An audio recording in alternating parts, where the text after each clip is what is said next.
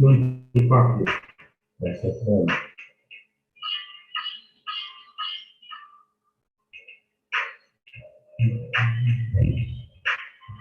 Yaani Footdog anaonyesha kitu lakini anamwangalia kitu pale.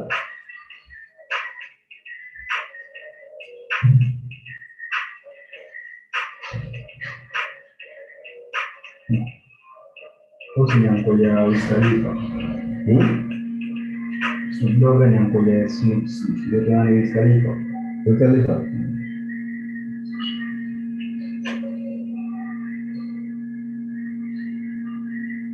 Hivyo kuna mageni. Leo hata sisi ambao na nini Mancity, una Mancity. Unahisi gani na Real Madrid ya Milan versus Atletico, Porto versus Dortmund versus Muslim.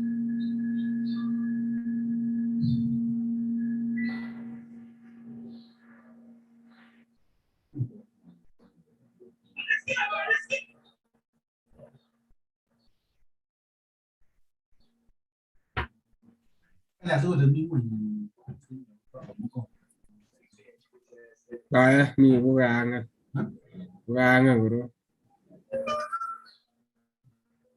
mi tengah kan kembali deh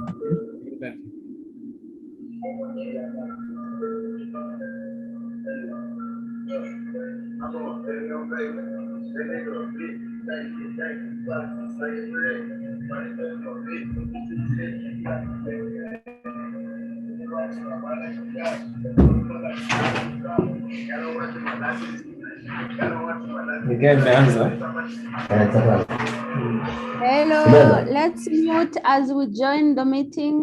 Good morning, everyone.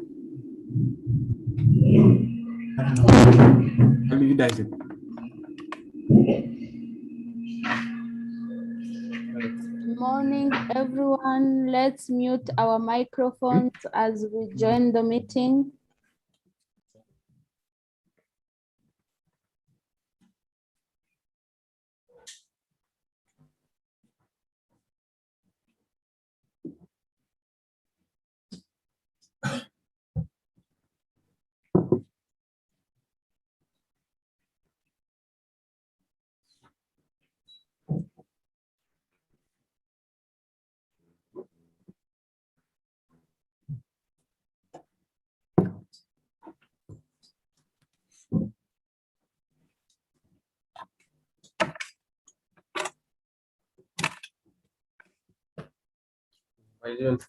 Yo matindoi mi kebole nekekonekten kong'eten akoi sikong'alal komong karibu Saudi.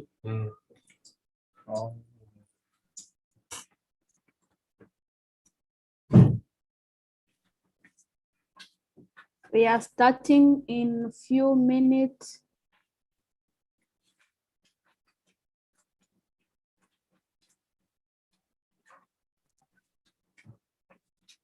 Amagere participants.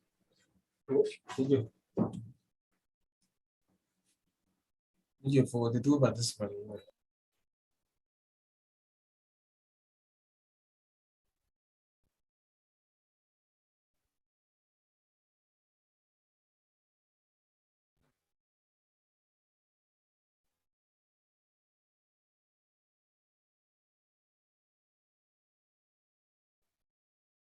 Kemi is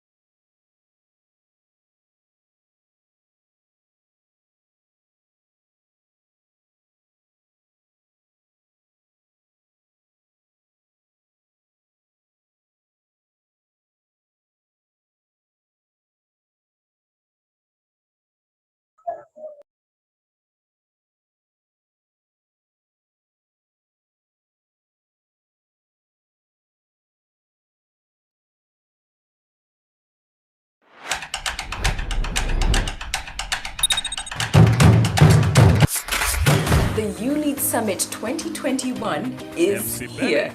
Since 2017, the ULEAD Summit has been jointly convened by the East African Community and MS Training Center for Development Cooperation in Arusha, Tanzania.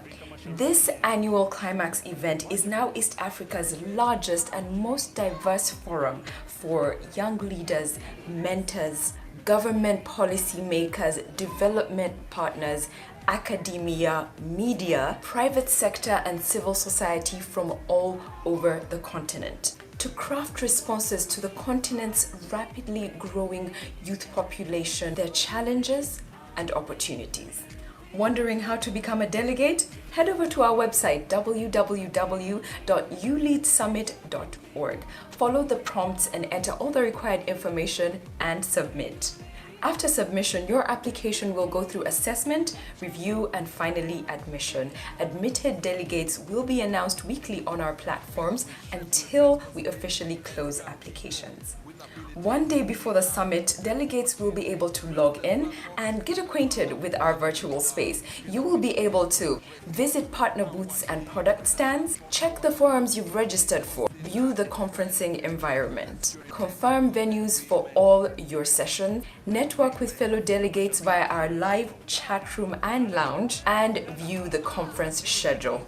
Once the summit kicks off, you will be ushered into our virtual summit lobby where you can ask questions at the info desk and speak directly to us.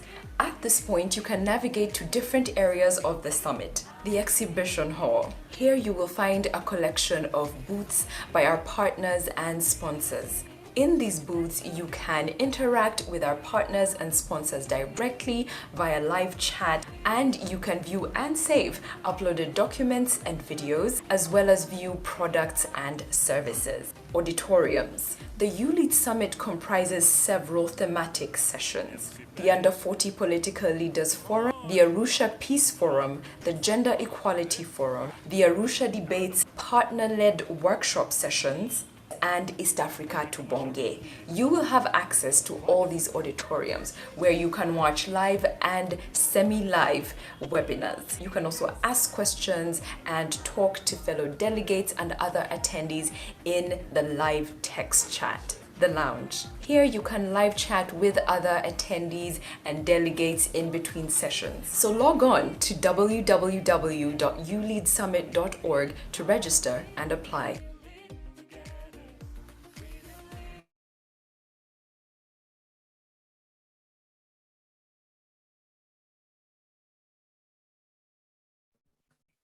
Good morning, everyone. I hope I am audible. Hello, good morning, everyone. Can you hear me? Good morning. Good morning. How are you? Good morning. Thank you very much to all of you. I see many people are joining. We are already at around 80 people who have already joined. Thank you very much, Team Kenya.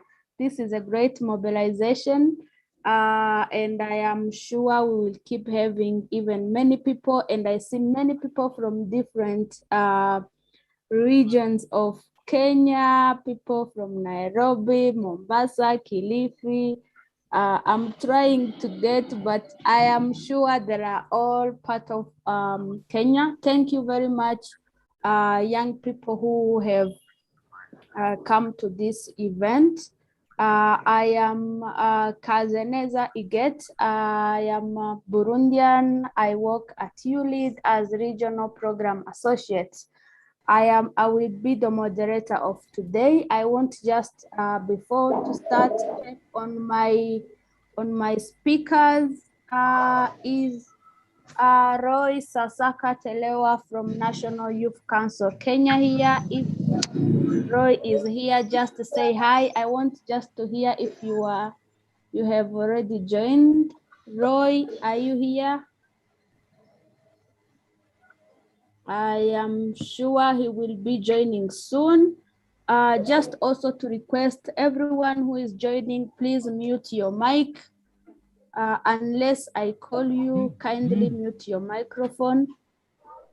Marvin Kidui Kimani from Emerging Leaders Foundation. Marvin, are you here? Hello, Marvin. I think I had seen you earlier. Good morning, Huguette. Good morning, Marvin. Glad to be on this call. Glad to see you. Henry Ngeso from Sonj Coatings Limited. Henry, I think I had also seen you.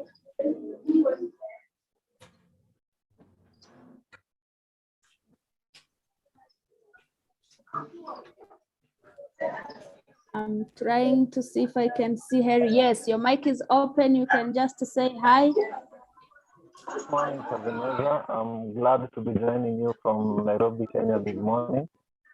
And I'm looking forward to yes. Thank you very much, Harry. Again, as I said, please, if you are not talking, kindly mute your mic. I also ask our team from the communication team to be helping me to mute people who haven't muted. I'm checking on Beatrice Kinywa from the Ministry of Industrialization, Trade and Enterprises. Beatrice, hello. Yes, good morning. Good morning, Beatrice. I had seen you. Yeah, how are you? I'm very fine, thank you. It's a pleasure to join you this morning, and I look forward to the deliberations for today. Thank you. I am so happy to see you here and welcome. I'm checking on Honorable Mercy Chemoro. I need to learn this name, Chemorion. I think I didn't massacre her name. She will forgive me. Good morning, Honorable Mercy. I'm checking if she has already joined, but she will be joining. She had a session in the Senate, but she had assured she will be joining. So we're still missing our two speakers, Roy and Honorable Mercy, but I'm sure some people will be helping us to reach out to them. Franklin, if you are able to keep checking for me on Roy, that would be helpful. And then Kogei from KYPA, please help me get to Honorable Mercy. Yes, again, welcome to everyone. I'm seeing people from Eldoret, people from Kilifi.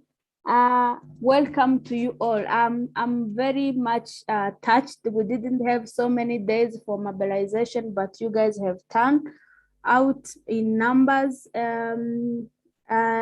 Just to tell you how we are going to have this session. This session is a focused group discussion for Kenya. We might have people from other countries, but this is especially for Kenya. We will have other focused group from different countries. In the afternoon, we will have Uganda, tomorrow Burundi and Tanzania, and the next week we will conclude with South Sudan and Rwanda. So as it will be a focused group discussion, we will try to hear all your views using three methods. We will have panelists. As I said, I have 5 speakers, but we will have a way of engaging everyone through chat. Everyone who has an answer to any question, please write your answer in the chat. We will try to read as much as we can. I will be asking some of my colleagues to help me get some answer and help me read some of your answers, but we will have also polls. So we will also be asking you to participate in the polls, which our communication team will be launching. And then I hope that we will also give a few times for engagement. So we hope that you all feel engaged in this discussion. And again, I beg everyone to keep our mic muted unless, yes. Hi, this is Veridiana. I'm speaking Yes. on Lorraine's platform. Okay. I am in another meeting and I have Lorraine representing the council.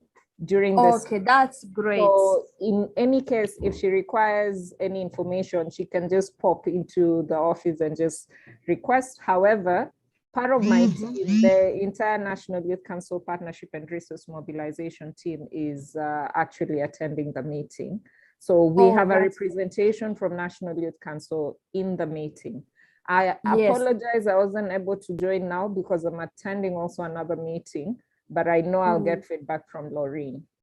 Okay, so Laureen will be able to answer on behalf of the chairperson. She will pass along the information because Roy is also in a meeting. He's actually undertaking several interviews with another institution, so he wouldn't even be able to join right now. So in case there is something that she's not able to answer, then she will consult with my office. No problem. Thank you very much. Good to see you. It's been a while. Good to see you. Yes. All right. And thank you very much to the National Youth Council Kenya. It's always a great pleasure to have you guys and participate in all event helpers mobilization and work together in this journey of empowering young people and taking our flagship of young people in this region high. So as I said, that's the three methodology we are going to use. We will have the panel discussion. We will have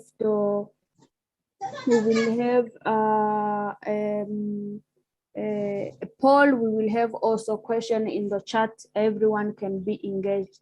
As I said, please mute your mic. I still see people who have their mics open. Mute your mic unless you are going to be talking. What we are going to talk about mainly this on today, I'm sure you have seen in the posters, it's about the East Africa Youth Agenda. Many of you, I am sure, have participated already last year when we had another consultation about the youth governance architecture on political governance, and this year we are focusing especially on economic governance, but we will also be touching on leadership we want for the East Africa. So we will be having engagement with all of you. Again, really please, if you have anything you want to suggest, to comment, to say, please type in on the chat, or you will be also given, please raise your hand, you will be given also the time to speak. So I will go directly to my panel. We have actually 5 areas of focus in this focused group discussion. We will talk about access to quality education and training, employment rate and working conditions, cost and ease of doing business for youth, the enabling environment for youth in economic governance, and lastly, we will talk about the leadership for the East Africa we want. I see Roy is joining. That's really nice. So I will go first. My question to Harry. Harry, do you hear me? I hear you. Yes. My question first goes to you. As a young businessman, and I'm sure you have friends who also do business and they are young. My first question is, to what extent do you feel that your formal education you attained through school, through education system in Kenya has been helpful to you and prepared for you for economical success? Thank you for the question. First of all, I'd like to point out that the way education is related in We are struggling to hear you, Harry. Apologies about that. Can you hear me now? Yes, yes. Thank you. Okay. I wanted to say that in regards to education in Kenya, which is basically primary education, secondary education, and fortunately for me, I managed to go to college. However, the challenge is that the education is designed for you essentially to finish college and go into employment. Mm. It does not prepare you to be an entrepreneur. Mm. So the moment you go into entrepreneurship, you are highly likely to meet obstacles that if you're not strong-willed, you will easily give up. Mm.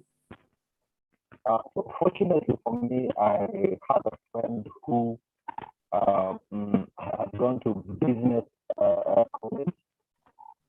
He was an accountant. Mm. And he was able to guide me on how to be an entrepreneur in this country. Mm. Because, for example, simple things like if you're offering services or you present a quotation, Mm. But what I never did is that in that quotation, I never put the terms of payment because my education never prepared me for that. So there'll be delays in payment. Mm. Then I'll talk to my friend, and then one day he asked me, so why are you not getting paid? I told him, these guys are just not paying. And then he posed the question, did you put the terms of payment in your quotation? I said, no, I didn't know you're supposed to do that. So he tells me, when you put your terms of payment in your quotation, it is captured in your local purchase order or local service order, so that the department that deals with paying you has a plan on when they're supposed to pay you and how much they're supposed to pay you. If you don't put those terms, you're highly likely to wait to eternity and complain that you're not getting paid, but you're the one who is not familiar with the procedures that ought to have taken place for you to be paid promptly and in good time for you to sustain your business and have a healthy cash flow. Mm. So there's a gap. Mm-hmm. There's a gap when it comes to education in regards to entrepreneurship for the youth. Mm. And specifically for Kenya now, I think we have an opportunity because we have a project that is called Kazi kwa Vijana. Mm. And if I may borrow something that we usually do in engineering, is something called a toolkit, in which you have meetings very early in the morning before you start work. And it essentially briefs you on the work that are going to be undertaken for that particular day, the risks involved in the work, and the mitigation measures for accidents that have been put in place. So for Kenya, we could utilize that opportunity before the youth go to the field to do the Kazi kwa Vijana. Perhaps they'll take that opportunity to teach them something about entrepreneurship. That would help in their journey of being entrepreneurs, not only out of necessity, but so that they can also pursue entrepreneurship from a point of opportunity and growth. Mm. Thank you. No, I get your point. Thank you very much, Harry. As I said, at any question I will be asking to our panelists, I'm encouraging all of you participants. This is a question I think everyone can answer. To what extent do you feel that the formal education prepared you for economical success? So those who have tried some businesses, those who are trying and what, you can go ahead and bring your answers in the chat. We will try to see if we can read some of the few. I have seen, Roy, are you here? Roy Sasaka from National Youth Council.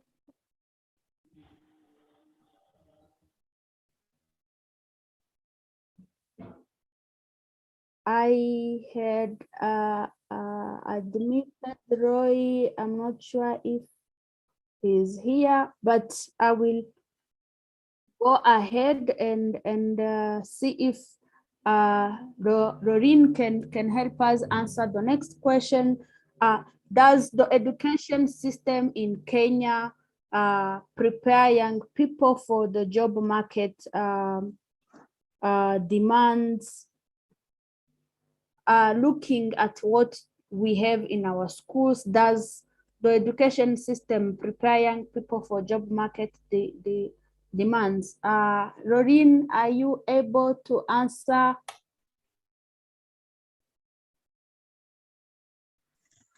Thank you. I am able to. I think CEO has dropped off, but I know with he will still join in. I think I agree with Henry. The education system in Kenya has the intention of information and knowledge has been good, but we feel where we are and having gone through the education system from the primary high school level into campus, the preparation for life skills and the preparation for, you know, entrepreneurship, economic advancement for the young people, it has not entirely been achieved, you know. And for some of us that have schooled, you know, initially the education system was a holistic form of education, so that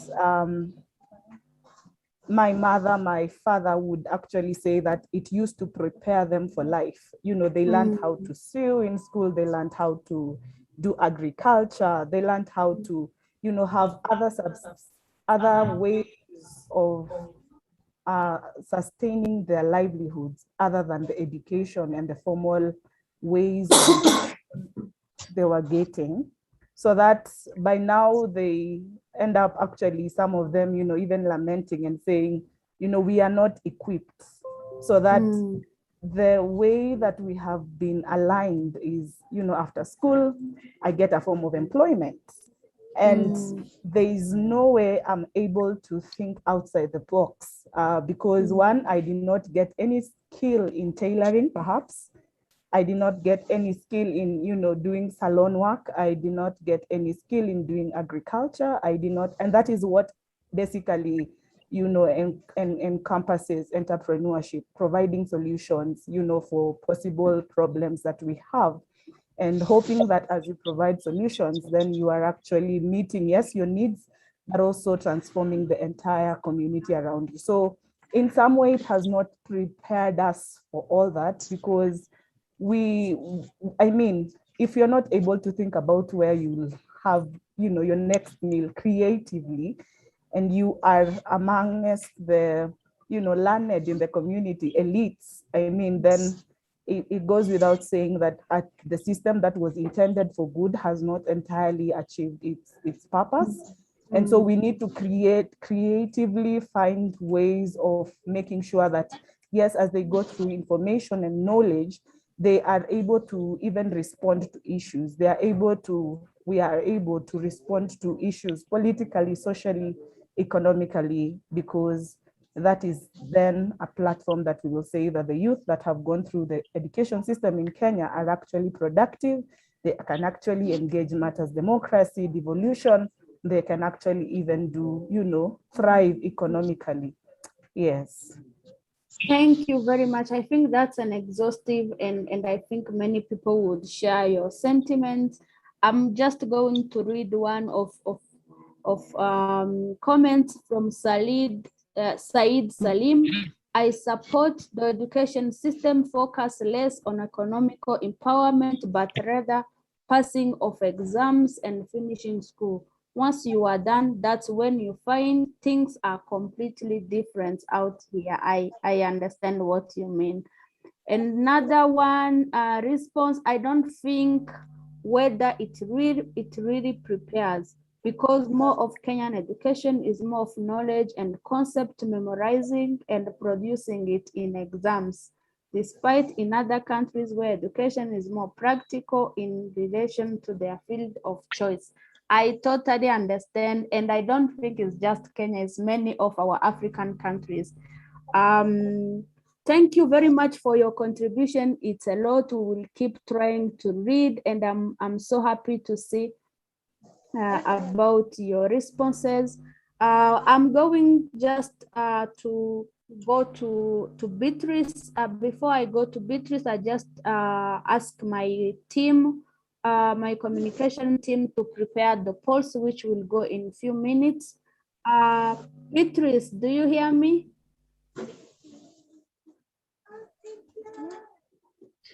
Yes, I can hear you. Yes, I see you clearly. Yes.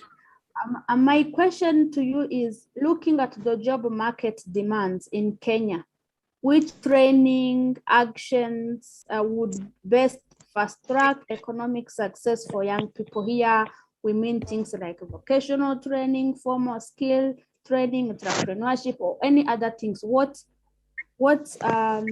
What action trainings would really help young people to succeed in businesses? So currently, the government, through the Vision 2030, identified business process outsourcing as one of the key pillars that is aimed to make the youth choose ICT, particularly as the sector of choice for youth. And this will help them increase in terms of employment.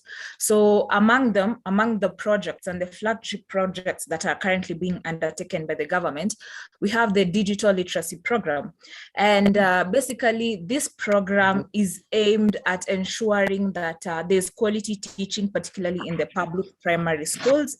And we saw that there was the rollout of the laptops, where pupils, particularly in primary schools, are able to learn and get the digital skills in ICT at a very formative age. So this has gone out, and you can even see in the current budget for the financial year 2020-21, there was 420 million that was allocated for the digital literacy program. And we also see other programs like the Presidential Digital Talent Program, where the people who have studied ICT, particularly in both TVET and universities, are able to get a 1-year opportunity, internship opportunity, and they can be able to get trained, get the job, on the job experience and training. And we also have the Algeria digital program. This program particularly aims at training ICT skills to the different personnel, and even in the public sector. So the youth are encouraged to take on such programs. And we even have the rollout of the Constituency Innovation Hub, where innovation hubs and iHubs are taken down to the level of the constituencies, where different counties are able to start up the innovation hubs. They bring up the funds to the youth who are able to be able to give up their innovative ideas and get funds that would enable them to find funds and therefore roll out such programs. So basically, engaging the youth in terms of post-secondary school training through capacity building programs and other programs that are currently being rolled out is one way to enhance their skills, because we find that studies are showing that if you enhance the skills of the youth, they are more likely to get a job, and not just a job, but even employ themselves.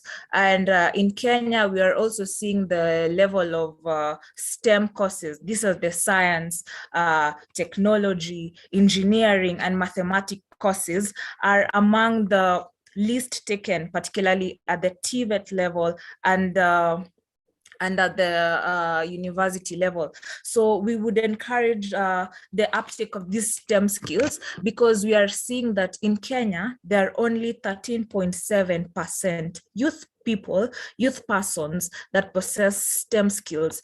And this is according to a survey that was done by the World Bank.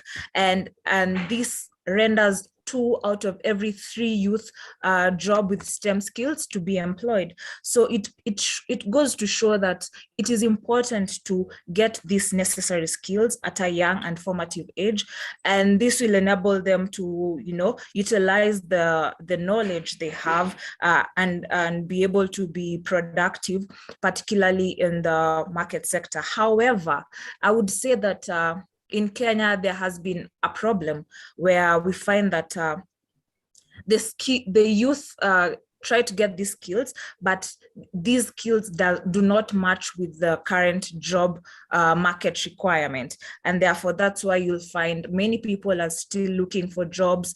And that is an area of concern, particularly to the universities, to make sure that they roll out courses that are able to be marketable, particularly for the youth. And this even goes to support the targets that you have. For example, the United Nations Sustainable Development Goal 8, it encourages that the youth should be employed and have education and training. This is a program called NET by 2020. And right now we are in 2021. So as a country, we should ask ourselves, have we been able to achieve this particular target of the United Nations Sustainable Development Goal?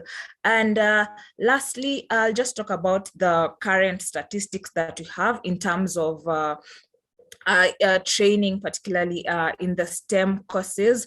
And we actually can see that the country is moving in the right direction, because over the last decade, there has been an enrollment of 300% in TVET institutions and universities enrolling students in the STEM courses, and this enables them to get the STEM skills. So I believe formal training and even other kinds of training is very important to ensure the youth have gained the skills that they require. Thank you. Thank you very much for that extensive answer from Beatrice. I hope young people from Kenya, you guys can get a lot of knowledge about what is being done at the government level and can take advantage of what is being done. I will again ask my colleagues from the communication team to help launch the first poll. And again, while are we ready, comms people? We will take just between 1 and 2 minutes to answer the poll, and then we continue to our discussion. While we will be answering the polls, I will be reading some of the few comments. Franklin, Kemi, and Seba, how are we with the polls? Can we launch the first poll? Kaze, can you kindly give it about 3 minutes? Okay, so we can continue our discussion. Yes, so I'm just going to read one long.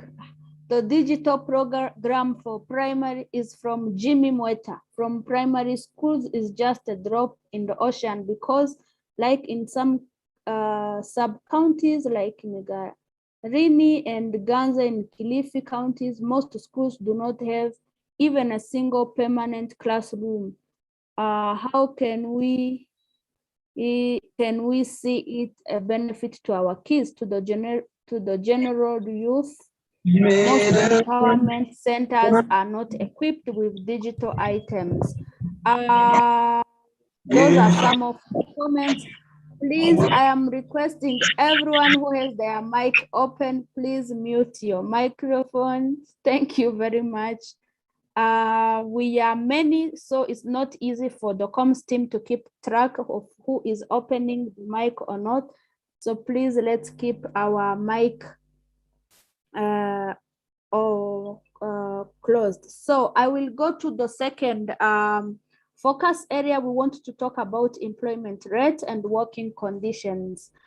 Marvin, are we still together? I have a question for Marvin.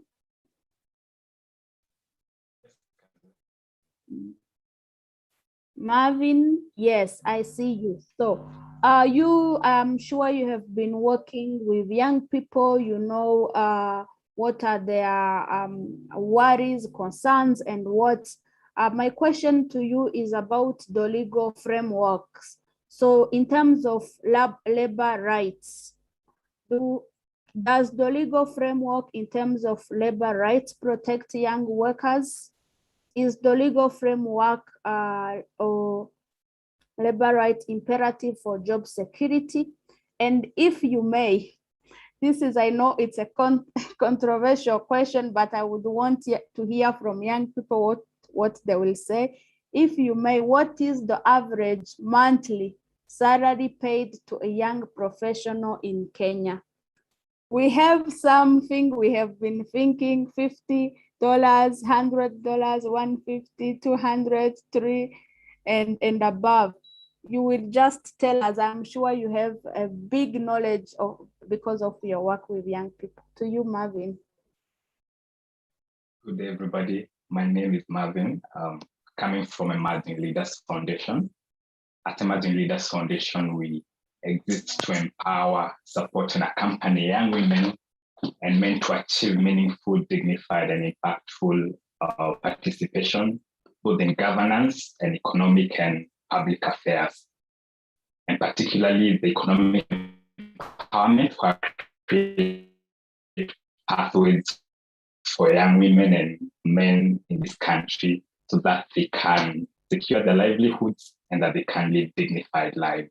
To the question Kaze has asked, in about 2015, the United Nations put together some goals. We call them the SDGs. And the goals, one, entailed that we will eradicate poverty. And number two, we will achieve decent working conditions for everybody. And it's interesting, or I actually allowed this conversation because we are having this kind of conversation at this point. And as a nation, we have noted that this is not only a global concern, it's very local. It's applying in our context here. That we have the majority of our population, youth, who a majority are either underemployed or unemployed. Underemployed here means that a lot of our working young people are the working poor. That yes, they're receiving compensation, but it's not market rate. It's not market rate. So then the question of the legal framework. So as a country, we are trying, and a lot of our young people actually in the informal economy. And of course, that goes unregulated. There are pros and cons of that. To mean then they are receiving very substandard salaries or compensation.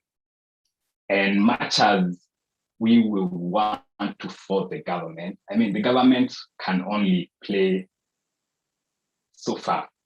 They only enable. And the only way they enable is through policy formulation. We have a document that guides the youth intervention, or how youth are to be engaged. You can hear me? All right. Yes, so we have that document, but the government in itself is an enabler. Let it enable the private sector. Let it enable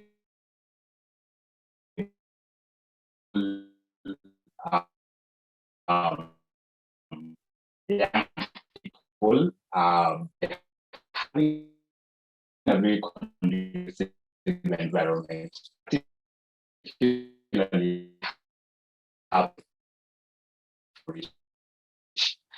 and were fully fledged ministry to take care of the needs of the young people. And they have programming that have been put in place to help young people achieve dignified livelihood, including internship placements and training. But largely, they remain not fully implemented.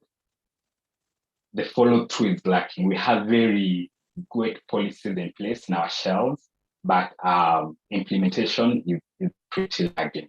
So I would say that our population or our youth, we are having a situation where young people are the largest working population. Most of them are underemployed. Most of them are unemployed. And whereas there exists legal framework, then it is not duly followed through. It is not executed to the latter. And that then are some of the challenges that young people are facing. So I hope I answered the question, Kaz. Yes, to my controversial question, I just want to hear what you think, like the minimum, the average monthly salary to a young professional. I don't think I got an answer, or I missed it. So that question, as I said, the largest employers in the informal market. And statistics have it that they pay less than $2 per day. That's right, about 200 Kenya shillings. And of course, we had programs by government, including one of the participants mentioned Kazi kwa Vijana. So young people who get employed in the social services, social work, they get an average of, say, right about 200 or $2 per day. That's pretty the average sum of it, which is not quite sustainable. Thank you very much, Marvin. That's very much answer. I just want to read one comment from the chat. Somebody saying young professionals are overworking themselves, yet the salaries are peanuts. You can't even sustain your livelihood unless you incorporate other side hustle. And somebody else said, let me see, $150, that's the average salary you get paid. Unlike sales, the average is $200 per month. So this is quite a bit shocking because of me. I think I have that perspective of somebody from outside Kenya and living in Kenya, and the cost of life is very high, and if you are paid that kind of amount, it's not really easy, and it's very understandable that people have to look for side hustles. Thank you very much. I just want to check with my communication team. Are we ready to go for the poll? I guess we are not yet ready. Okay, we can just go to the next question. I'm not one with one. I want to read somebody who said, I concur with Joshua Kaembe. Most of the course being offered in universities need to be revised regularly to be in line with the current trends. There are courses such as actuarial science, which require high grades to join university, but after graduation, you just left wandering around. If you don't think outside the box, you are doomed. Unfortunately, that's the reality of young people. So I will go to the next question. Again, my team, if we are ready, just let me know. Is the poll ready? No. Oh, but I see, I just want to mention that we are doing this focused group, the discussion, the consultations together with the Jakaya Kikwete Morisho Foundation. I am sure they are here, and with consortium members in Kenya, which is ELF, Africa Youth Trust, and CMD, KYPA, Action Aid Kenya. So those are our consortium members in Kenya. I hope I didn't forget anyone. So we are going to the next question. And I would like to ask Kogei if he can to let me know if Honorable Mercy is, when Honorable Mercy is here, we can give her to speak. I will go back to my panelist, Harry. What do you think are the main challenges causing and sustaining unemployment in Kenya? Henry, you can open your mic.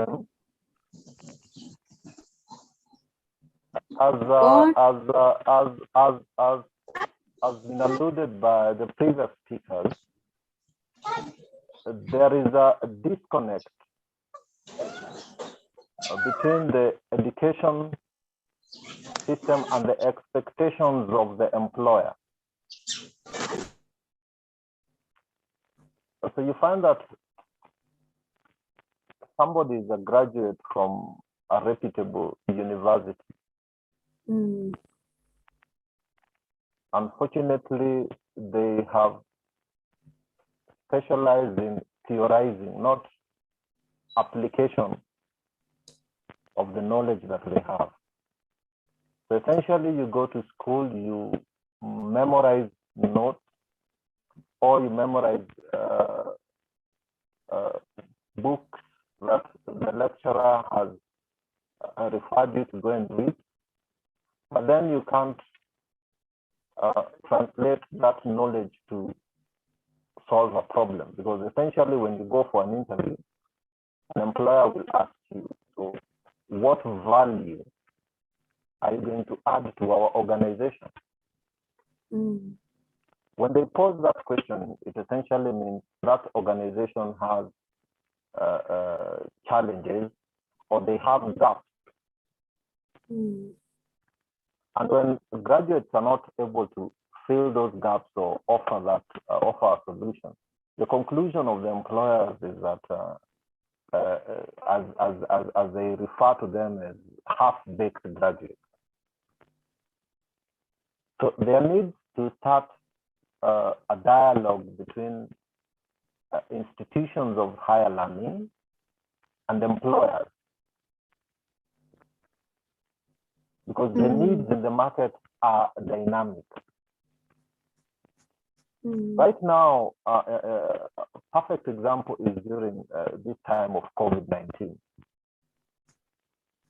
when education, for example, at the University of Nairobi, I'm a student there pursuing a degree in diplomacy and international relations.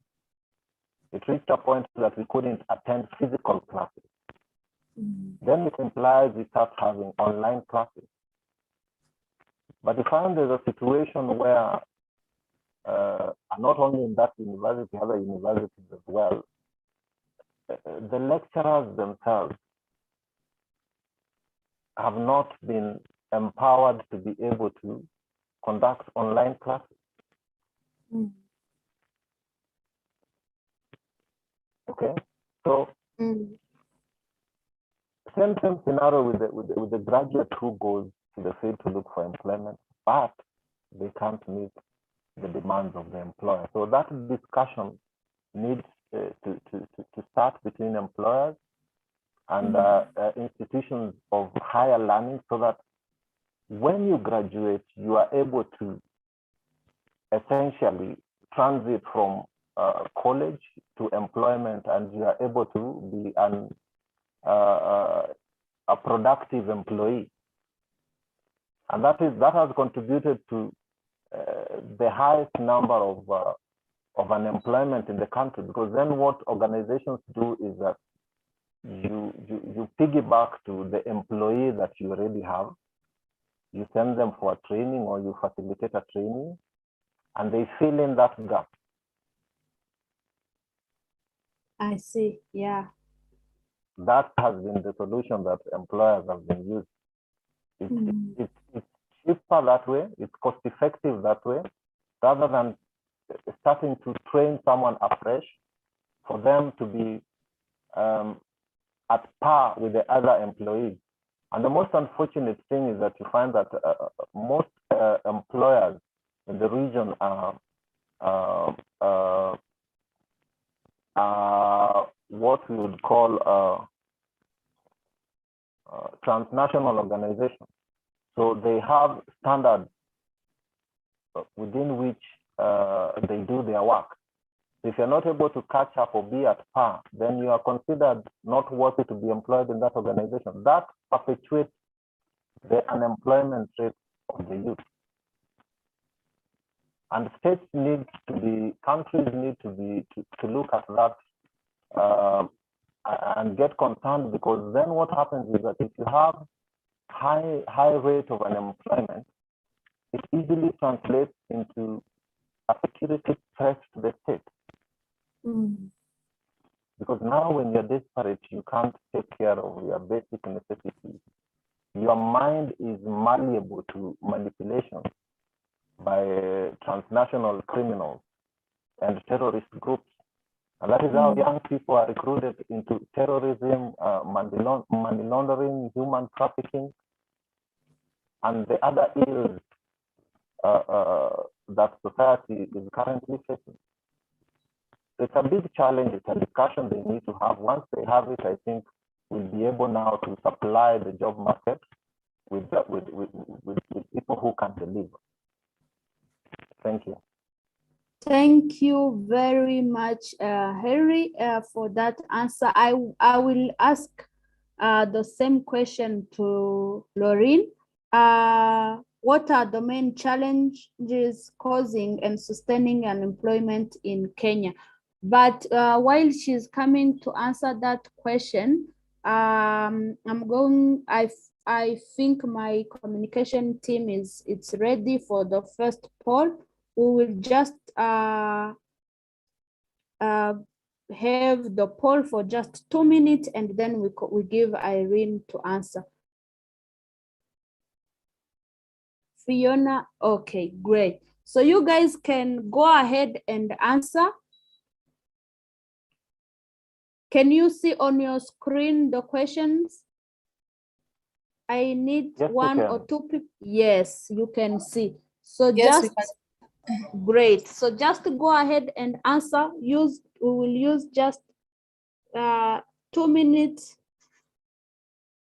First question, on a scale of 1 to 5, to what extent do you feel that formal education you attend prepared you for economic success? Single answer.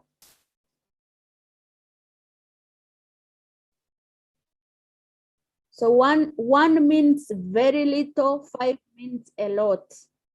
So I see people are answering. So let's count 1, 2, 3, 4, 5, 6, 7, 8, 9. Yes. This is Albert. I need to make a contribution. Kindly, my hand has been up.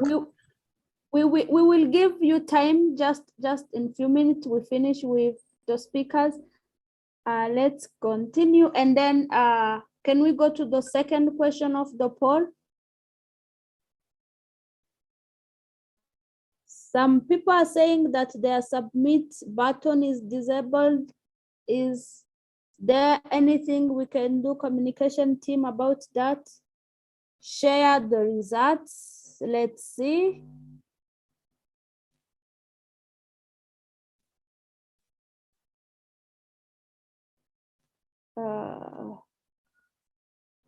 Team, can we?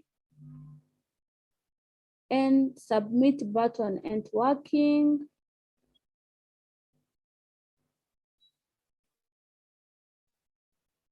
Return to poll, please. Can't access it. People are not able.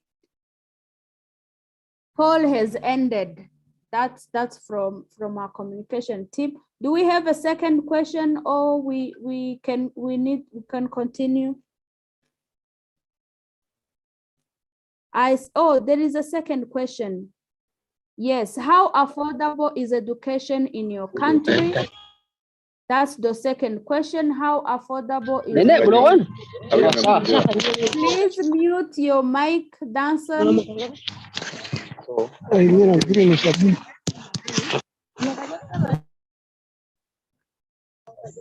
Third question is, which training actions will best fast track economic success for young people in your country? Some people are saying they can't access. Can our communication team try to help?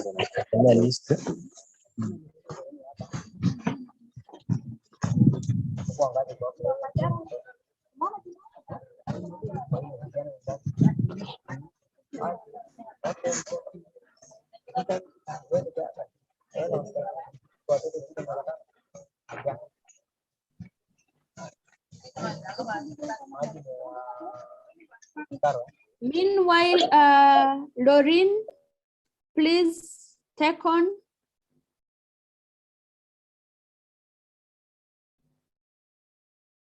Lauren. Thank you, Kazeneza. I think I have been following through the discussions via chat, and I totally agree with the comments that the youth actually of this country are making about, unemployment, coupling up from a lot of, connections, experience that does not match what is expected, and all that. But I would embed my thought process concerning unemployment to two ways. One is corruption rates in the country. I think why there's a whole analogy of opportunities that are not given to the youth, and even those that are given to the youth, in those places they are not even being given an opportunity, to influence and add value to those spaces, has been crippled by the elephant in the room called corruption in our country. So that even the systems that are meant to work for the youth, the system that is allowed to implement. When the paper was presented. Yes. Sorry.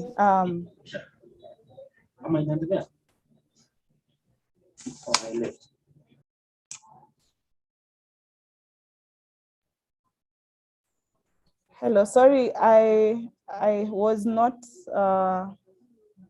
I had not unmuted. I'm sorry about that. I was saying that following the discussions, it's a whole jargon of a lot of things that have made actually unemployment rates in the country to be, at a very high rate, from connections, from lack of experience, from lack of opportunities, all that. But I would embed it to corruption cases in the country, because otherwise the system of education, the system of training, the system of people having entrepreneurial skills, even employment at some point, if it is harnessed well, it should actually be able to support its citizens. It should be able to be in a position where people are actually able to thrive. However, it has been crippled by corruption cases that, structures, systems in institutions. Someone just mentioned that he missed an attachment opportunity because he did not know someone in an organization. And that is because the system is crippled and it cannot actually support its own very citizens that this system is meant for. So corruption at the highest level that is making even employers, not be objective in how they are hiring, is making a lot of things like, I thought we would be, by this decade, not be talking about nepotism and favorism. But it's something that has continued to even be portrayed in our, employment sectors, in our institutions. It has become a man-eats-man society. And it is actually sad that an employer, as he's seated on that seat, he is not thinking of what value this young person would add to the company.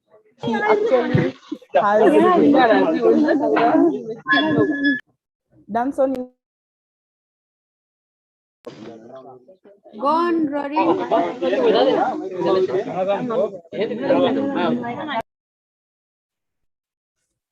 Yeah, sorry about that. Danson, you can help me mute Danson. Yeah, Yes. so I feel if the system is cleaned well, the system can be able to support its citizens. If the system is able to deal with the fact that I cannot have an employment because I do not know anyone in that office, and yet I am qualified, it should allow me to be in. The system should allow me to be in because this is what I trained for and this is what I think is relevant for me, and I can actually thrive in that system. So it's the whole system that is crooked, and it's up for us. Time has come where we should stop, crying and saying about we do not have opportunities and all that. I think let's do what we can do as young people in those spaces, so that if you also want to clean the system, when you get an employment opportunity or you're thriving in entrepreneurship events and jobs, you are able to employ the right people, be responsible in your work, do not give bribes, do not contribute to the injured country that we have, because we will still complain about the very thing even to the children that we will have in the future. Yeah, so let's be, people who are corrupt free. Perhaps it will be a time to change the corrupt world that is, affecting this system that is not feeding its own citizens.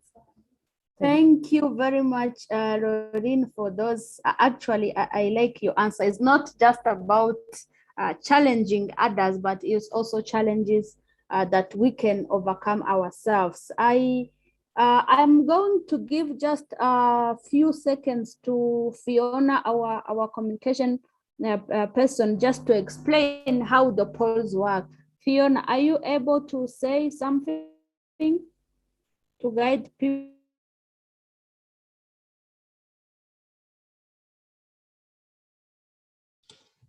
Okay, hello everyone. So you can just, at the bottom of your screen, there are some different icons there. One of them says polls. So that's where you'll find the polls. When we launch one, you can go there and just click to submit your different answers and then submit. Thanks.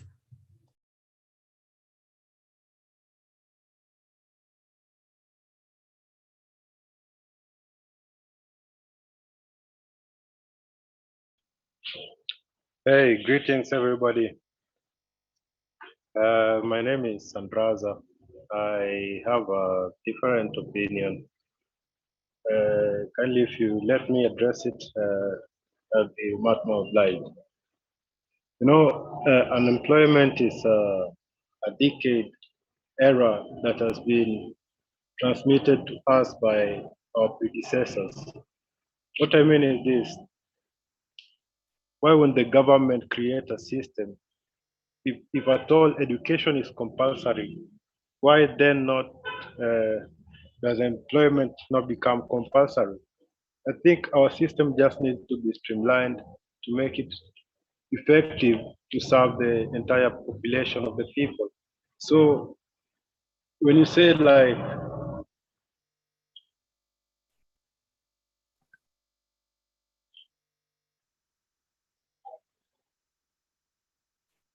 Hello, I hope you can now hear me.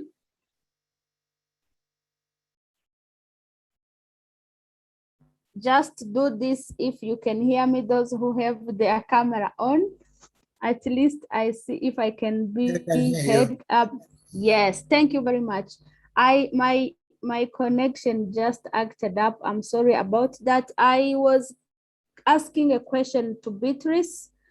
Beatrice, I hope you are still here with us. My question is, does Kenya have affirmative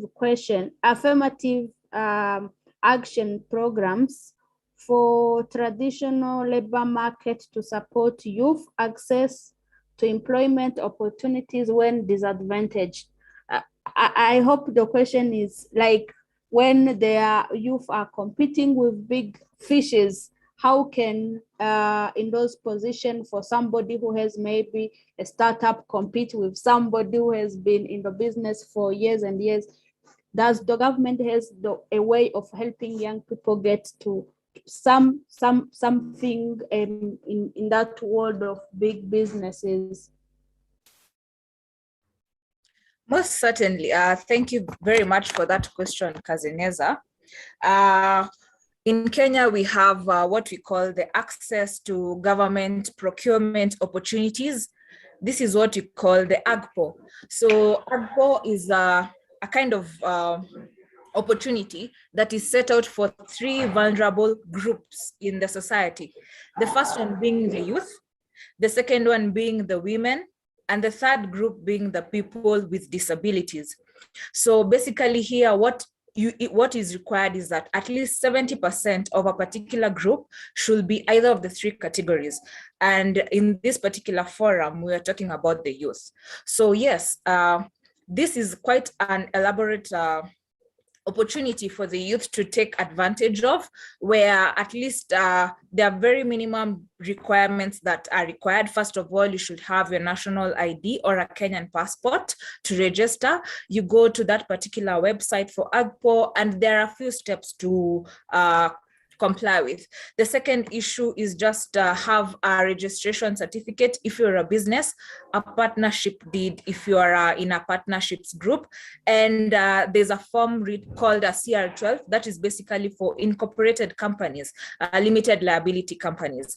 And the last thing is have a tax compliance certificate. So those are the minimum basic requirements for you to get an opportunity. And basically what this AGPO aims is to ensure that procuring entities set aside 30% of their procuring budget to ensure that these particular groups, especially the youth, are able to get. But the question here is, what are the statistics?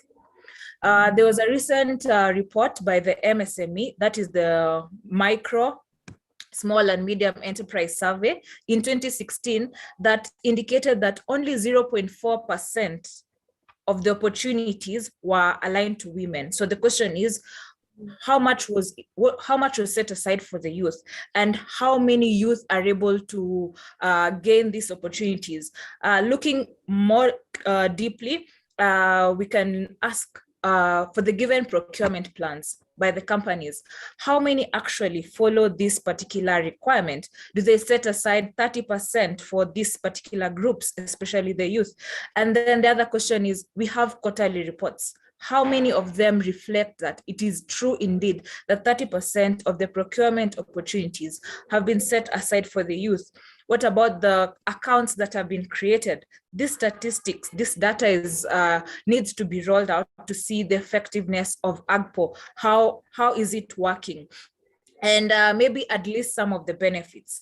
It is indeed a very thoughtful government initiative that was set aside because out of every ministry, department, and agency, there's at least 300 Kenya shillings billion that is set aside for the AGPO.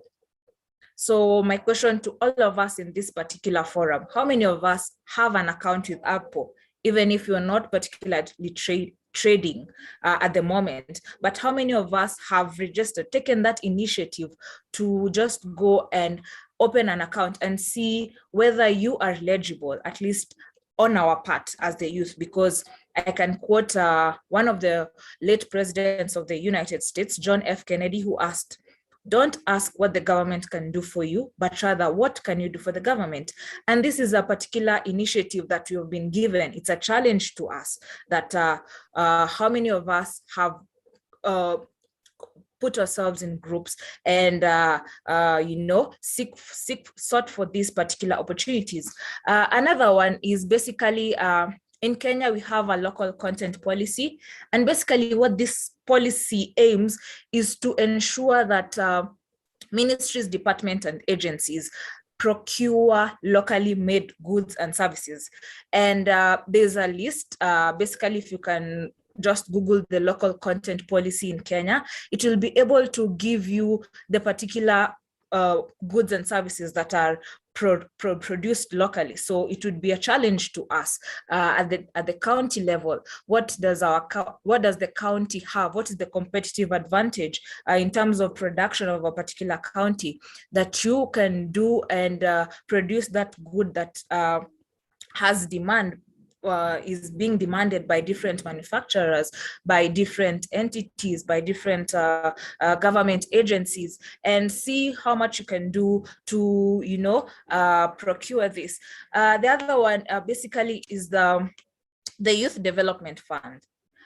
In Kenya, there's the Youth Development Fund that has been set aside, and it's among the affirmative action funds that was set aside basically to ensure that the youth are able to access rotating funds, where you organize yourself into a particular group and you are able to access these particular funds. So I don't want to cut Beatrice. Yes. I just to give opportunity to other people. I'm just realizing one thing. I think many young people have been saying they don't know, they haven't heard. There is really something maybe on lack of information, where young people don't know all these facilities the government has been putting there, or all those kind. It's something we need to discuss, and I like what I'm seeing in the chat. People are really engaging, and I want to assure that all your suggestions, comment, and contribution will be taken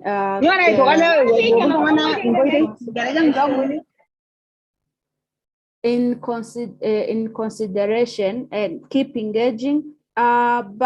But again, I just want to ask Beatrice, if you can keep maybe just engaging in the chat, trying to give information, websites, all those kind of information, where young people can, at least this 100 and some 130 or 30 something who have joined, they can go and see those information. That would be very, very much helpful.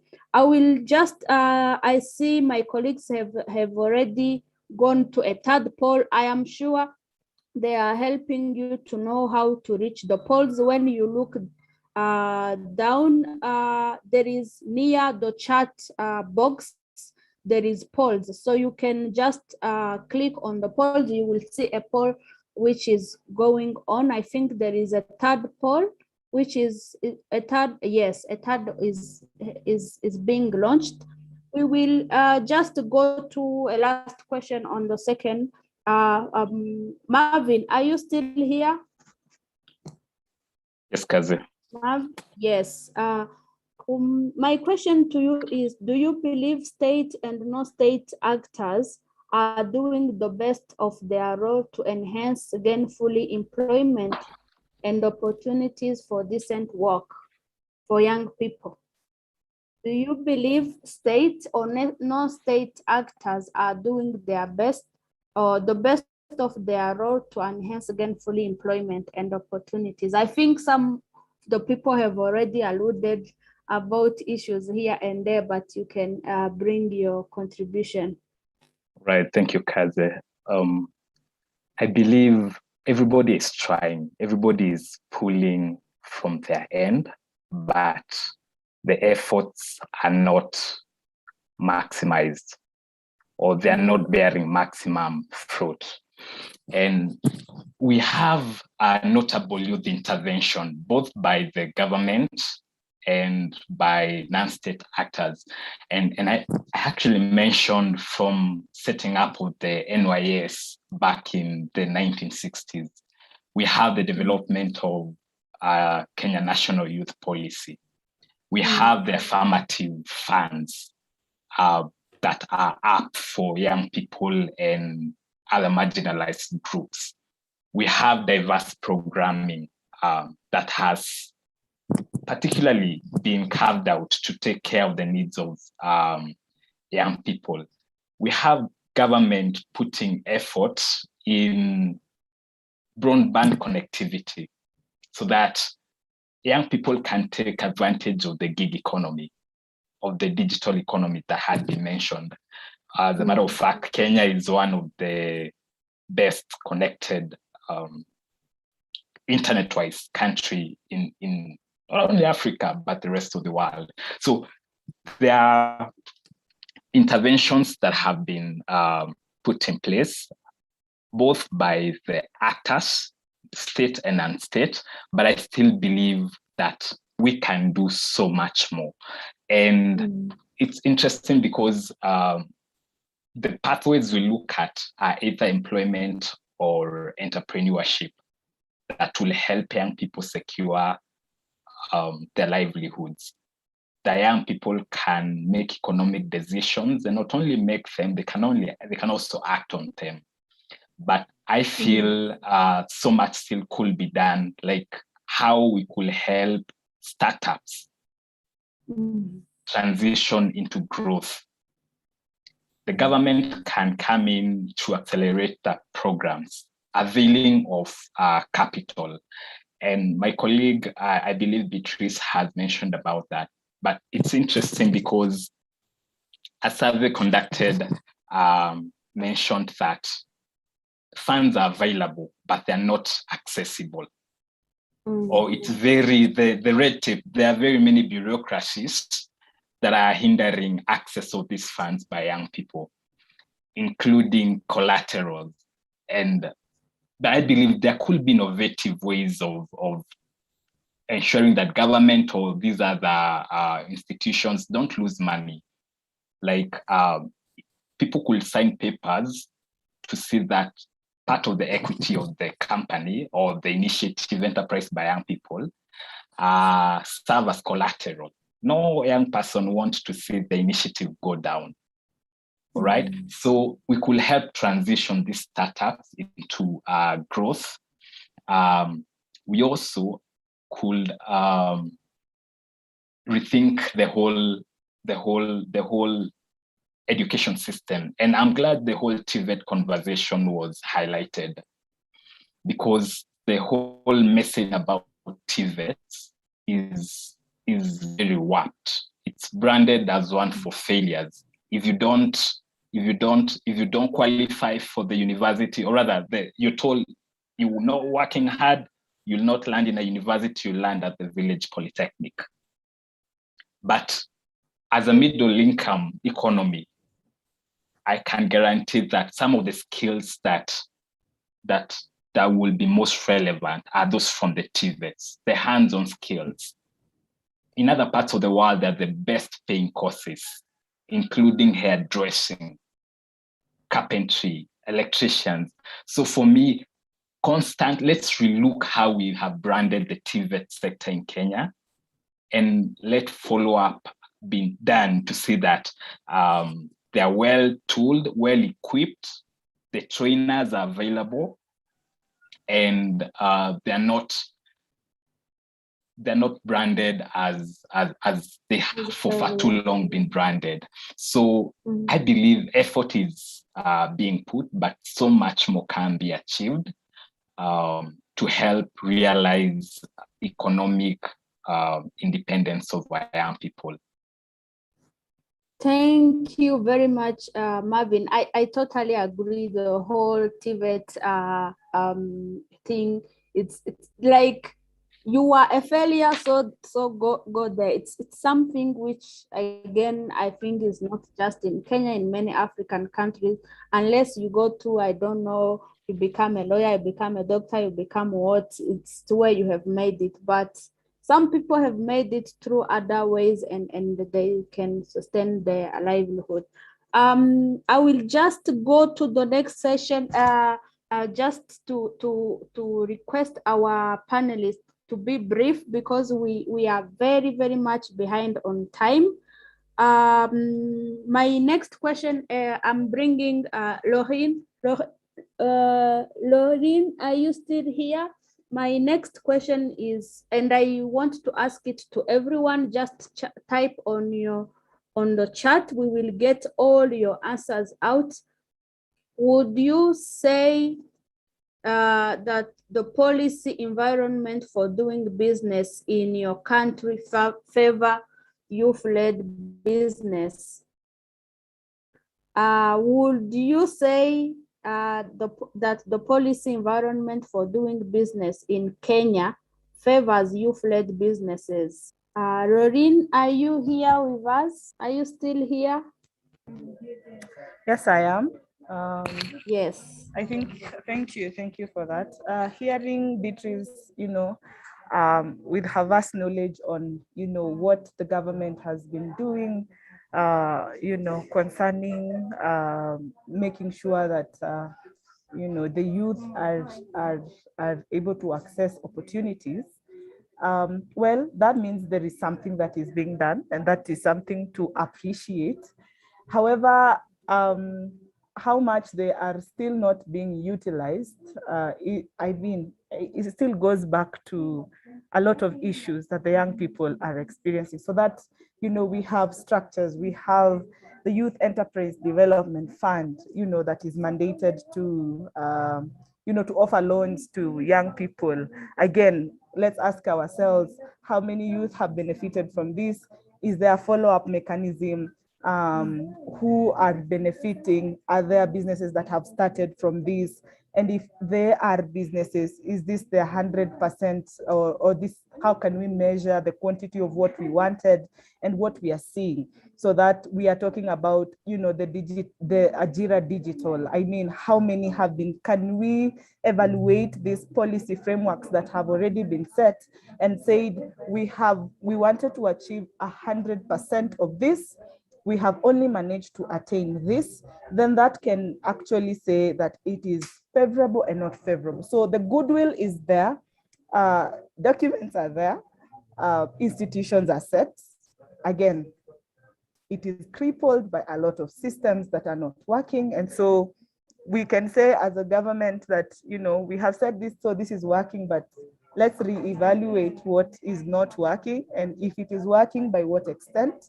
And then we will have the confidence of saying that. I think that's what I can say, Kazeneza. Thank you very much, Rorin. I will just go. I see they have already launched I think is a fourth poll, but I will go to a next question with Harry. Harry, are you still here? My question is, what are the 3 key challenges most faced by youth-led enterprises in Kenya? You are among the entrepreneurs, so I think you can bring your experience. The three key challenges you have faced in your sector. But I am also encouraging everyone to put their answers. I see people asking, would they want to talk? I am going to try to see if we will get a few minutes and give people, but please let's conclude the first with our speakers. But again, let's keep engaging on the chat box. Harry, go on. Thank you, Kazeneza, for the question. Most youths would agree with me that the number one barrier or challenge to entrepreneurship is a lack of capital. And as I would point out, as Beatrice has said, they have funds for the youth.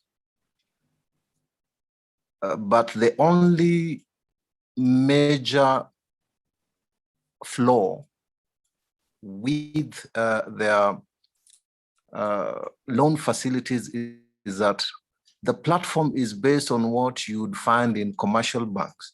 So if you're going to get, let's say, an LPO financing, or you're going to get capital for a startup or for growth of your business, you will be asked for security, which is the easiest security to come across. That is a title deed. Now, at the time I needed funds, I remember I got a project. I had been subcontracted by Crown Paints Kenya to do some painting for some military artillery vehicles. And I didn't have the money. So I went to my branch manager and told him, I have this project. This is the LPO. I have an LPO. I only need to do this job up to this stage and then I get paid. But she told me, we can't give you funds. First of all, we look at the health of your account, which essentially means I ought to have been depositing funds into that account, funds which I didn't have. The business was not that active. So I remember going back on site and I was almost giving up. I couldn't pay for the machines I had hired. I couldn't pay my employees. And being in a military camp, it was also scary because the supervisors were always there with me, doing reports on the progress of the work. So fortunately, I had a fallback. I called a friend of mine and told him, dude, I have this job, but I've reached the end. I'm quitting. He was like, okay, so what's the challenge? I told him I don't have money to pay my staff, to pay for the machinery, to essentially just complete the job. Even if I won't make a profit, at least let me complete the job to guard the reputation of my company. Fortunately for me, he happened to have had funds. He'd set aside to go buy himself a car. But he was considerate and gave me a loan. That's how I completed the project. So capital is an issue. I think Beatrice at this particular moment in time should sit down with the policy formulators and review the terms of lending to the youth. No parent is going to give you their title deed so that you can go into an enterprise venture while the whole of their life they've been employed. It's a world they don't understand. For them, the risks are too high. They stand a chance of losing their title deed simply because you are in quote unquote doing trial and error in making it in life. Number two is a lack of business skills. Fine, you have done market intelligence, you have realized you can offer goods and services to an organization, but then how do you approach it? Nobody teaches you these things. So I think it will be imperative again for Beatrice to formulate a system in which they can teach the youth on entrepreneurial skills. And these, as I had earlier alluded, for example, now that they have Kazi kwa Vijana, they could take that opportunity every early in the morning before these guys go to work. And Kazi kwa Vijana is happening all over the country. When you travel, you will find youth in Embu, you will see them in Siaya, you will see them in Busia, you'll see them in Kirinyaga, doing work. Utilize maybe the first hour of the morning from 7:15 or maybe to 8, even just 45 minutes to impart some knowledge on entrepreneurial skills. That will help them to go set up the enterprises and become employers and also grow the economy. Number three is a complex regulatory environment. Now, the first thing, you will register a business. You will need a KRA PIN. Depending on the area you have chosen to go into business, for example, mine was in construction, I will need a National Construction Authority certificate. You will need county government licenses. All these things, even if someone had given you a loan for your startup, they are eating into your startup capital, which means by the time you start running your business, you already have a deficit. And it is not money that you're going to recoup in the next 30 days or 60 days or 90 days. It will take you a while before you recoup those funds.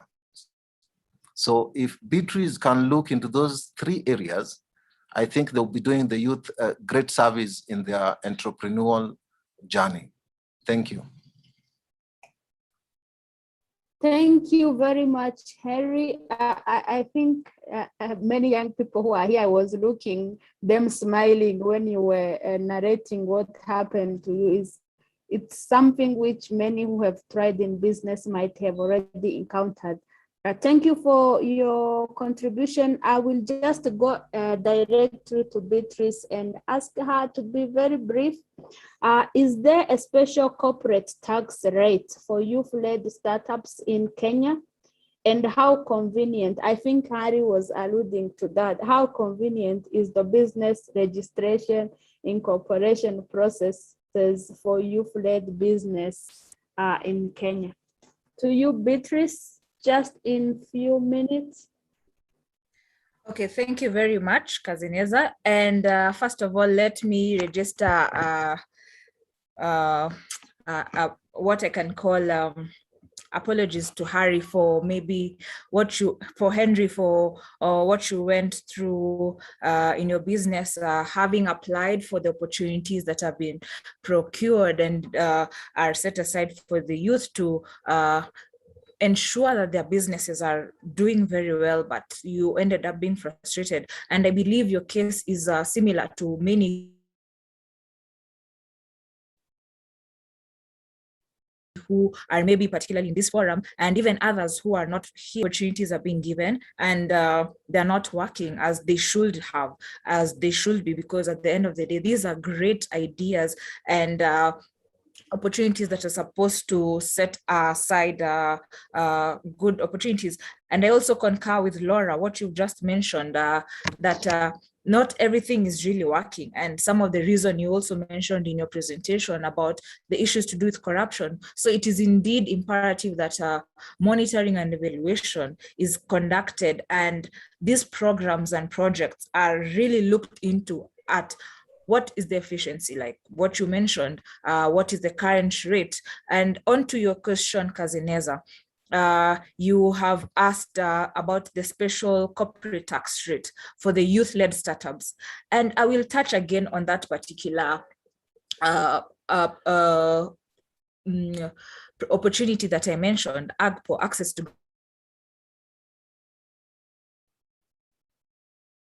government procurement opportunities. It is outlined that some of the benefits include tender securities. You'll find that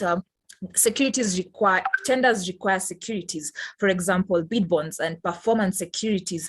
But then when you have an AGPO certificate, you will be waived against the security that you require. So the other thing is about what just Henry mentioned, the local purchase orders, LPOs. You'll get a preference consideration, particularly in government institutions, if you come to them with a AGPO certificate, rather than just go there as the youth and maybe for them to give you consideration. It is highly likely for you to get such consideration. And we also see that there's invoice discounting, and basically these are some of the advantages that you'd have when you apply for the tenders and opportunities with a certificate that is recognized as AGPO. And as you've mentioned, it is indeed quite a challenge that youth might not have such funds. And as you've mentioned, collaterals that are required are things to do with land titles. How many youth have land titles? How many youth have that much collateral to get a loan that can be able to sustain a tender? But the other thing about such opportunities is that you'll find that tenders have been broken down into sections. You don't have to necessarily supply all the given, say, general supplies in an organization. It has been broken down for the youth, so you don't have to apply for a million Kenya shillings. You can even start at 100,000. So those are some of the opportunities or some of the advantages, or what the question was asking, special corporate tax that the youth are able to, take advantage of. As you've said, we are the youth, we are the future leaders, and we are the ones who can change this narrative going forward. So first of all, let us participate in other opportunities involve public participation when they're reading out the budgets, and when other particular laws are being passed, we should be there, our voices should be heard. For example, the issue that you just mentioned, the collateral issue. These are some of the things that you can even leave at the website. They usually have comments. So let us go there. Let us get this particular debate going on in the social media platforms. These are some of the things that we need to talk about, policy discourses that can change the narrative that we have as a country. Thank you. Thank you very much, Beatrice. Again, as I said, you can keep engaging young people, giving all information through the chat. I will just go to the fourth focus area. I know the poll has been launched. You can access it down at the polls section. Yes, that's the last one. Okay, I thought we were still on the fourth. We have already the fifth one, but we are still on the questions for the fourth area. I will request Marvin, what single item, and I really want to request everyone to also put their answers as we will share with at the summit some of your deliberation to the members of parliament. What single item do you consider as urgent for Kenya's parliament to pass into policy and law regarding young people's economic success in Kenya, in the region, and and beyond?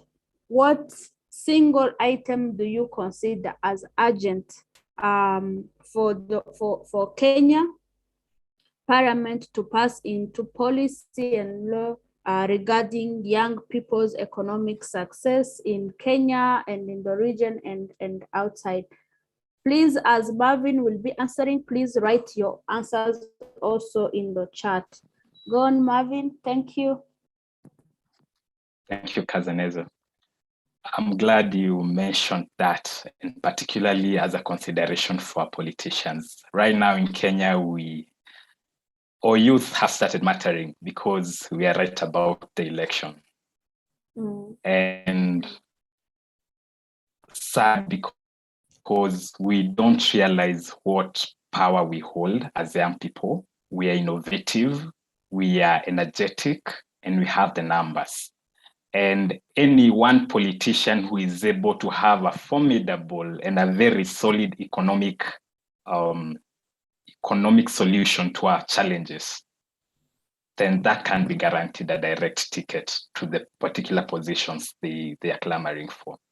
So for me, one single most consideration our parliamentarians or representatives could consider would extending tax breaks, or what we're calling tax holidays, to homegrown and locally grown enterprises. We've seen multinationals coming around and tax extended to them, but that is not a convenience that is being given to our homegrown business enterprises that are being driven by our young people. So for me, if I'm to pick one thing that our politicians, our leaders will consider, will be extending tax holidays to our enterprises so that our businesses are not choked. And it is hard for everybody, but particular moratorium is extended businesses that are run by young people so that they can flourish. And if these businesses are supported, then we can ensure employment. Young people will employ their fellow young people. So we will have kind of a cascaded and a trickling down effect where a majority of people have gainful employment. They are being constructively, their energies are being constructively put into good use, and people live a dignified life. So a challenge to our leaders, if they could allocate monies for initiatives like BBI, capital expenditure that we feel could be misprioritized, like building of infrastructures and all that. I mean, they can do something about extending holidays, tax holidays to our young people, or businesses that are being run by young people. That would be my take, Kazi. Thank you very much, Marvin. I'm still challenging young people who are here. I haven't seen many of your suggestions. I'm waiting. That question is also to you. What single item do you consider as urgent for Kenya's parliament to pass into policy and law regarding to young people's economic success in Kenya and beyond? That question, I will also ask it to somebody who just rejoined. Hello, Roy. I think he just rejoined. Roy, are you here with us?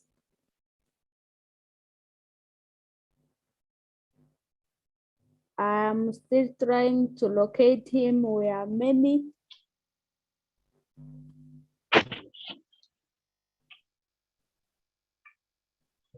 Before he gets to speak, I think for that matter, it's just a tax holiday for the youth, whereby you can be given capital to invest, and then you're given ample time to pay up the debt that you've taken, while no one is pursuing you about it. They said in the Kenyan government, almost 7 years of tax relief, if at all you get. Hello.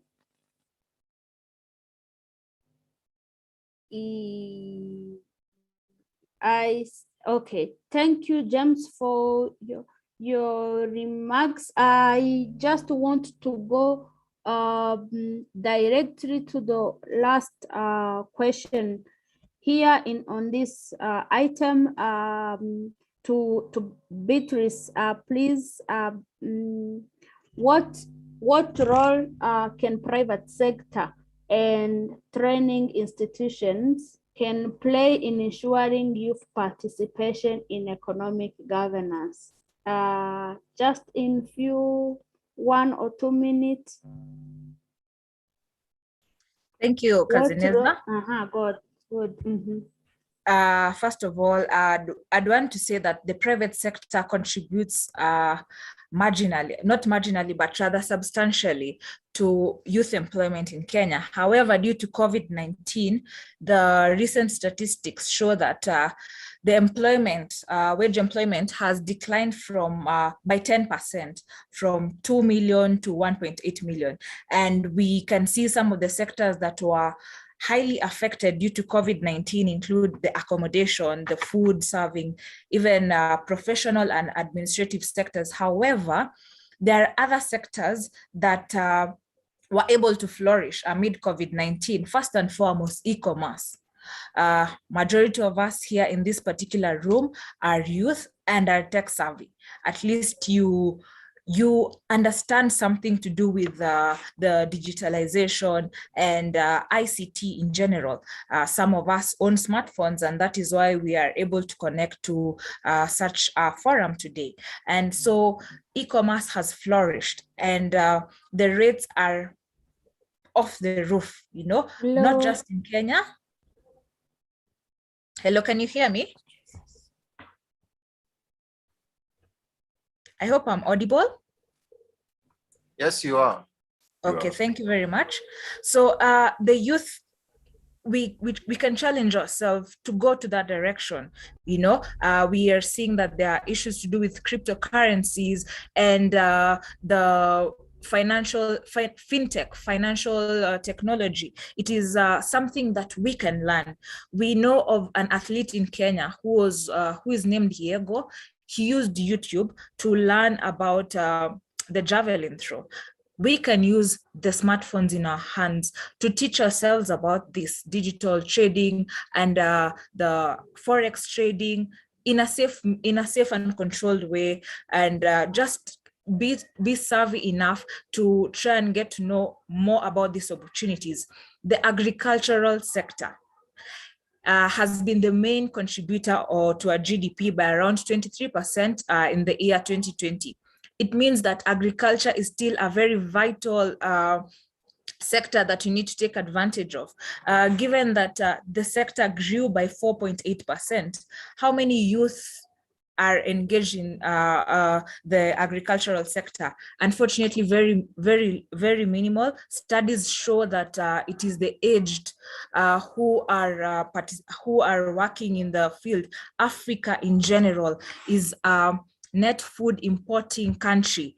In Africa, at least we import food to the tunes of around 40%, and that is already an opportunity. We have the opportunity to trade with other African countries as farmers, you know, if we can venture into agro-based agriculture. And this particular opportunity is what is called the Africa Free Continental Trade Area, the AFCFTA.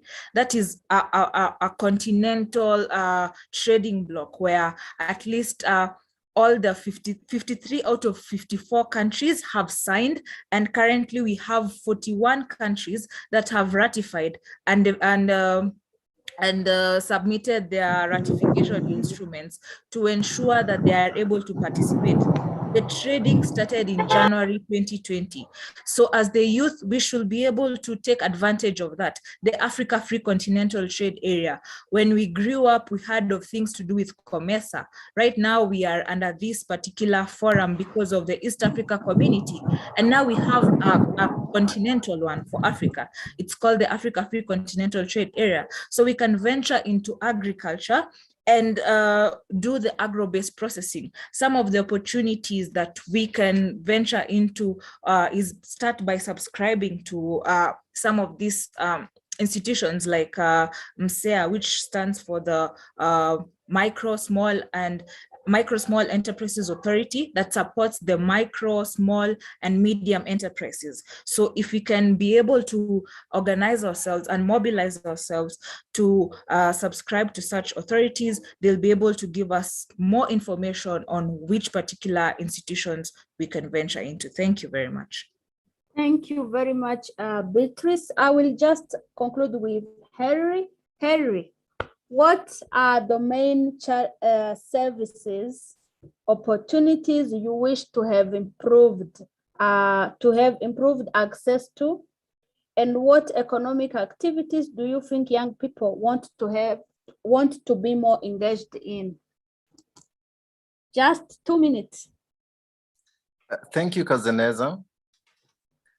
Now, for the youth in Kenya to venture into entrepreneurship, the government needs to create an enabling environment. And that starts with the registration fees, because, for example, in Kenya, to register a limited company, you pay to the tune of 10,600. That is a substantial amount for a Form 4 leaver.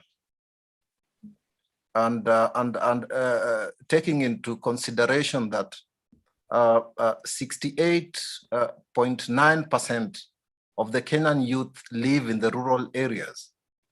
And it is known that in the rural areas, poverty is endemic. So coming up with that figure is simply out of question. Now, when you succeed in registering your business, comes the issue of paying tax. Okay, the Kenya Revenue Authority is on your case, but I would at the same time appreciate KRA. They have really tried in educating the youth on how to go about paying tax and being tax compliant. They've organized online trainings. They send emails for invitations for you to have an opportunity to understand what is required of you. There was a very good proposal in a recent, what we call the Building Bridges initiative, that unfortunately the courts decided that there were some contents that were not palatable to Kenyans, so it had to go. But in that document, they had very good proposals on giving the youth tax breaks for 7 years. And I found that document interesting because I've run my business for almost 7 years. And I can tell you it is on the 7th year that now you can say you can buy yourself some nice clothes or fancy shoes or take care of members of your extended family.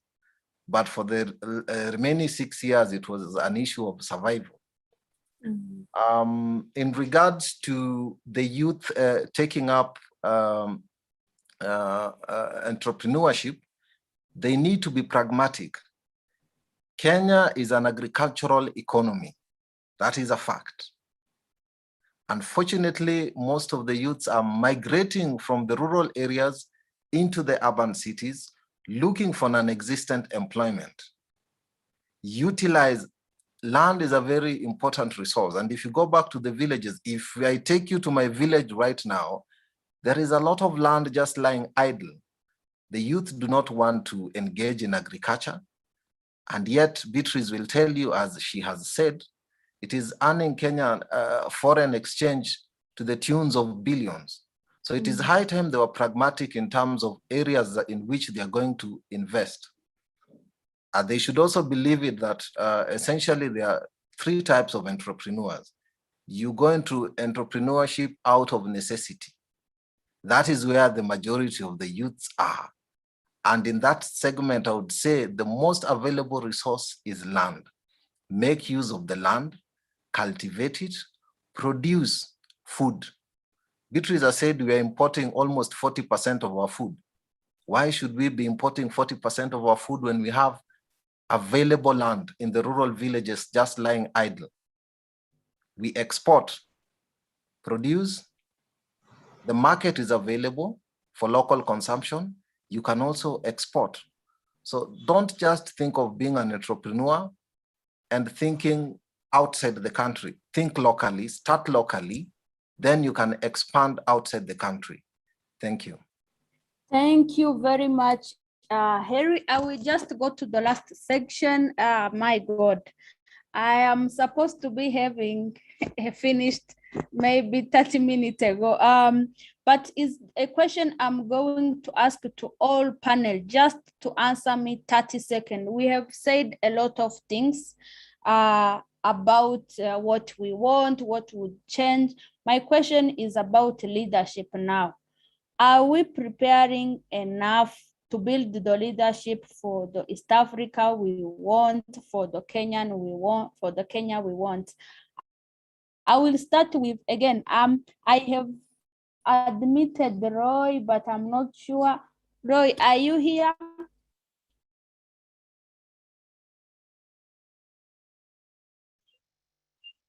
Not yet. I can't see. Maybe yet. if you just give me his chance to one second.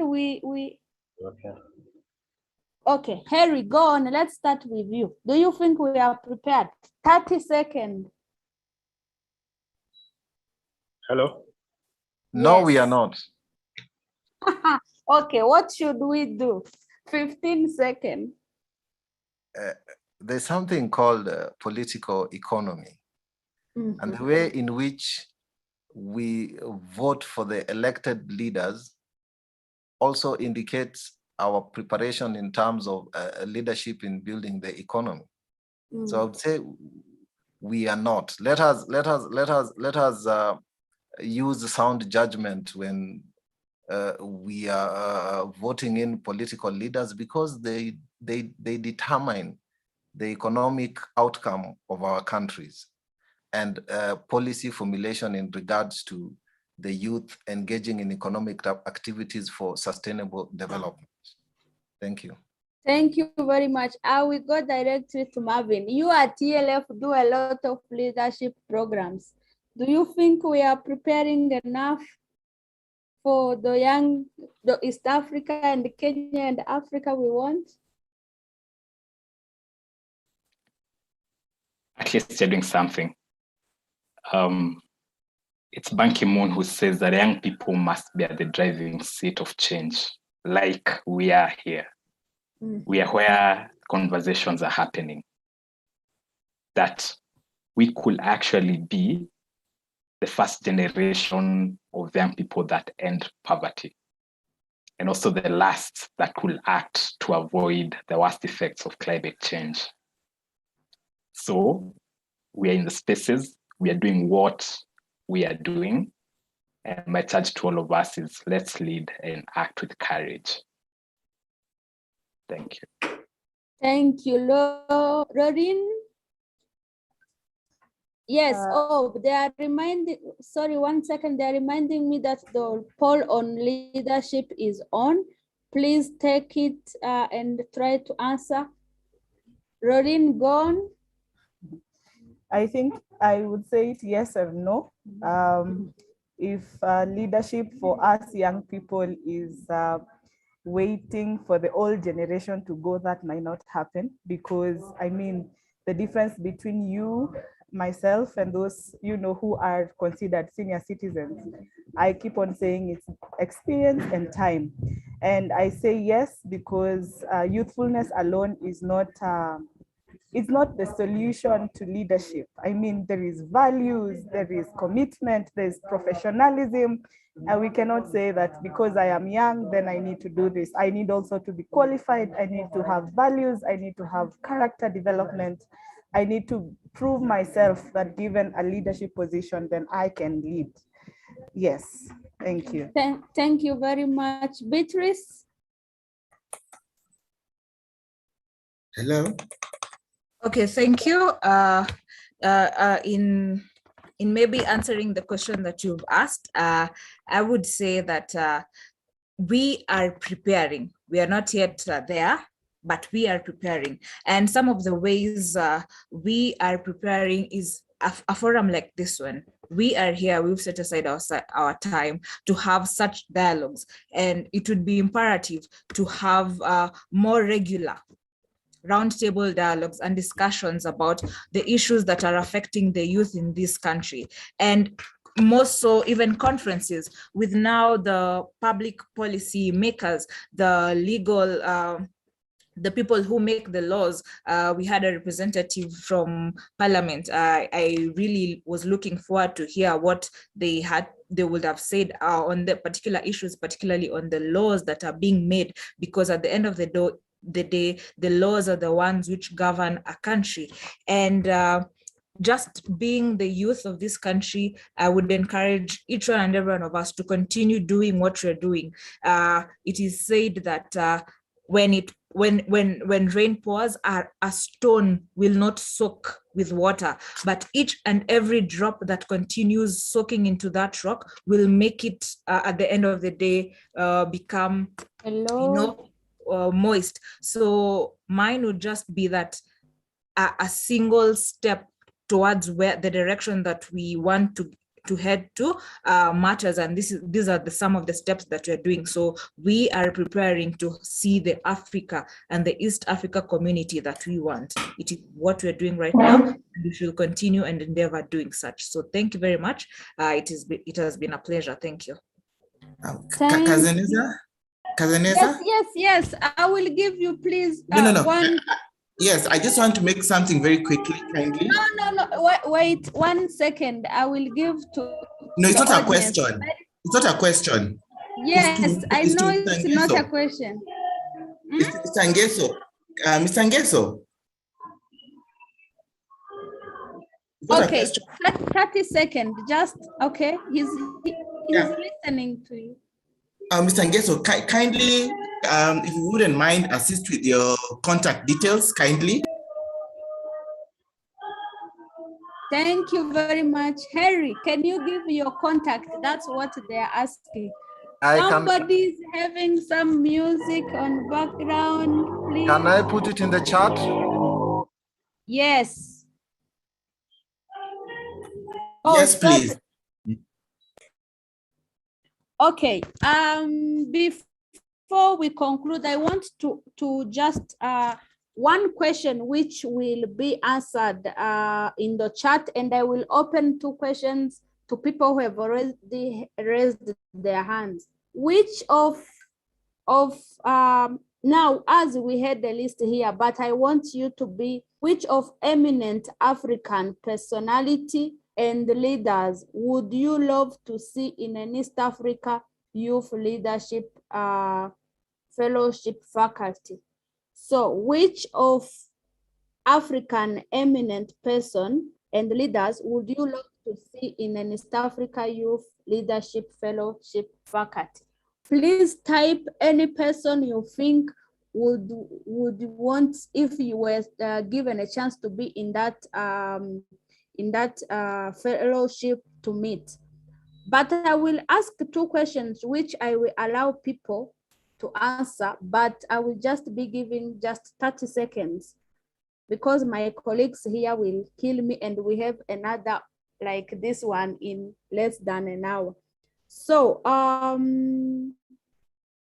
first question is, which of the following do you consider as a major challenge to youth leadership? I will talk.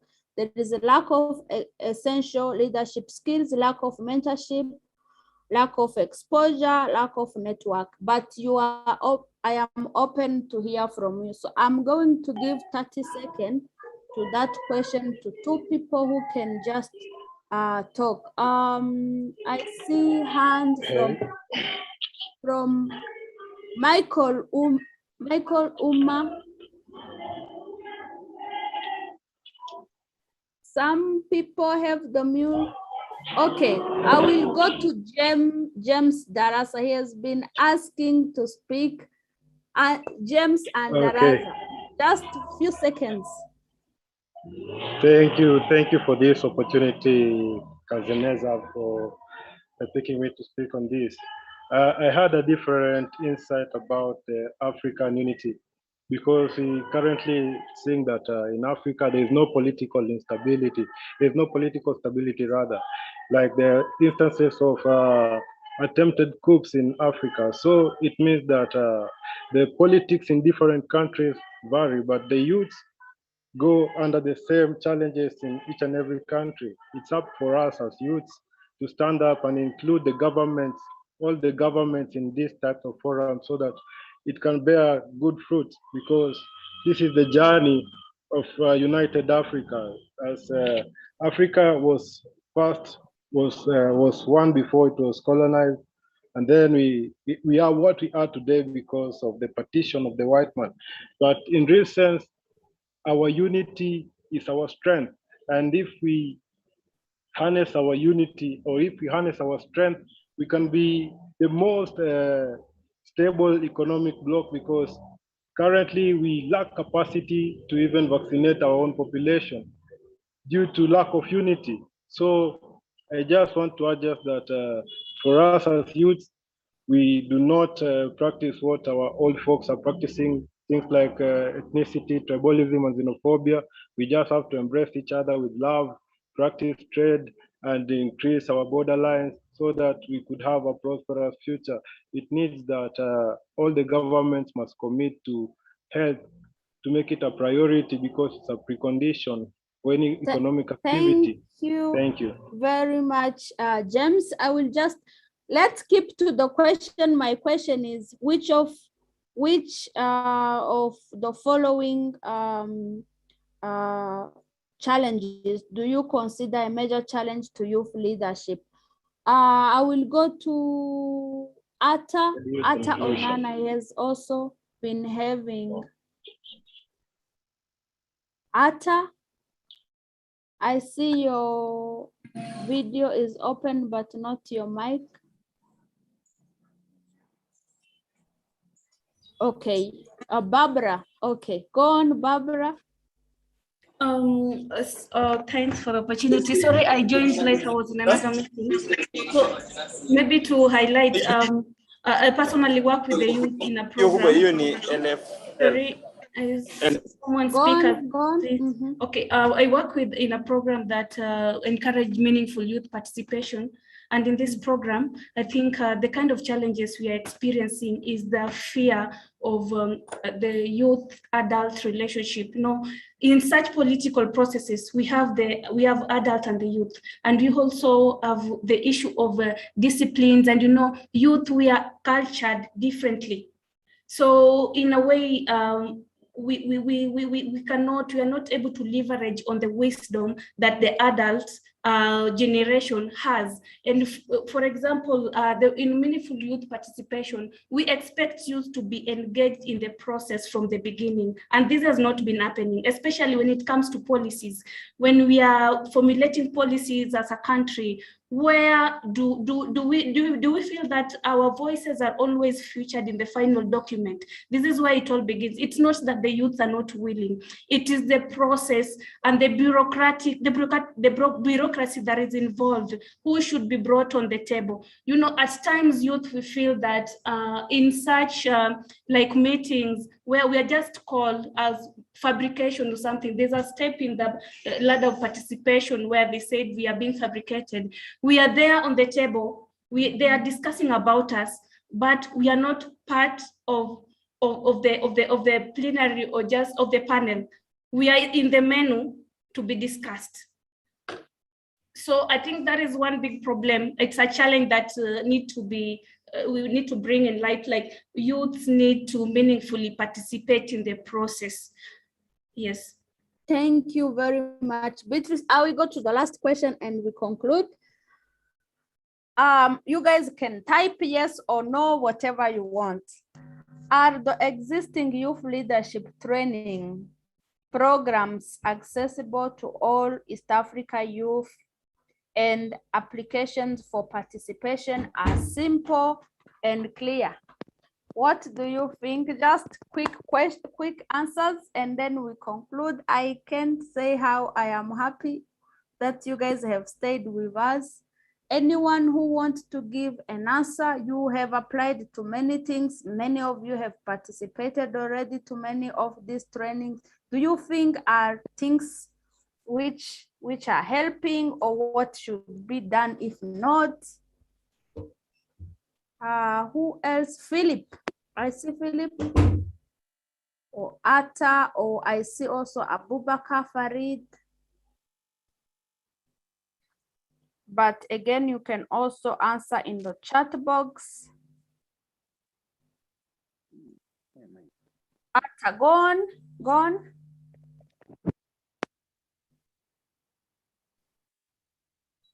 Oh, you are using these ones, but we can't hear you. Sorry, time for lunch. Yes, gone. Can you now hear me? Very well. Thank you. I wanted to interject by talking about lack of mentorship. The main challenge we have is that those in the leadership, I don't know whether they fear the future, because just as my colleague has said initially that we are in the table to be discussed, but we are not involved in the discussion. We are not given what is supposed to happen prior, yet we are expected to do something. So it becomes a bigger challenge for the youth to be the right future leaders. So I feel that we are supposed to be engaged from the word go, so that we are mentored and baked fully, so that at the end of the day, we get proper and real leaders from amongst us. Thank you. Then I request Beatrice, if she won't mind, let her also share her contacts, please. Thank you very much, Atta. Yeah, lack of leadership and intergenerational dialogue. It's like people want to steal other people's jobs, so they don't want to share what their experiences. I get your point. Anyone else? And we are Yes, let's conclude from here, and as they will be putting the last song. Before you conclude, can Beatrice share her contact? Beatrice, people need your contact. Yes. Yes, Arthur, I've shared via the chat box. Kindly check. I've sent my email. You can reach me via that email. Thank you very much. Thank you. So thank you very much. I'm so grateful for everyone who is here, our panelists, Henry, Marvin, Beatrice, the National Youth Council, and anyone else who joined. We were supposed to have Senator Mercy, but she got caught up. But thank you very much, and I assure you all your contribution, especially your contribution in the chat box. We really take all of them into consideration, and they will appear in our East Africa Youth Agenda. Thank you very much, and have a great afternoon. Thank you too. Thank you.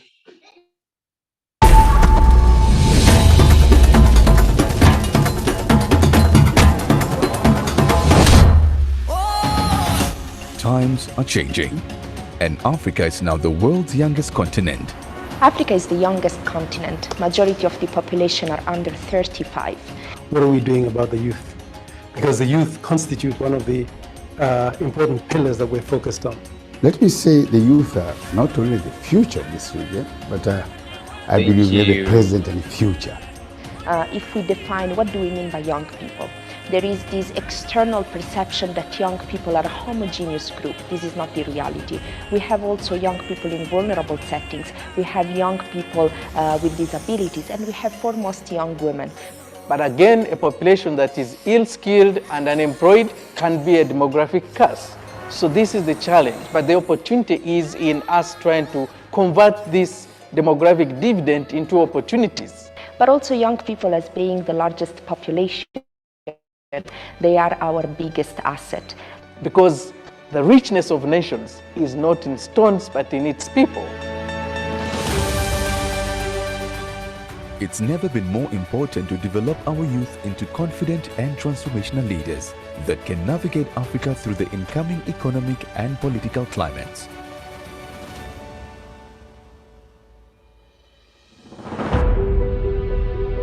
Africa's youth are faced with growing concerns about how to thrive in their purpose, and that's where You Lead Africa comes in. Founded in 2017, we are Africa's flagship youth leadership program, following the youth's greater demands and expanding our work from the East African community to the continent. There are many challenges facing young people on the African continent. The biggest one of them is that each and every one of the young people in Africa have the desire to become a leader. I think investments should be made more to build the capacity of young people in Africa to become effective leaders. Under globalization, the world is small. The whole world outside there has skills. We need to equip our youth with the requisite skills so that they participate properly, even in global interaction. And this means that we need to do more to create economic opportunities and work opportunities for young people. ULEAD for me represents that opportunity for young people to first of all think about their problems collectively, and then develop, if it be disruptive strategies, to take action on addressing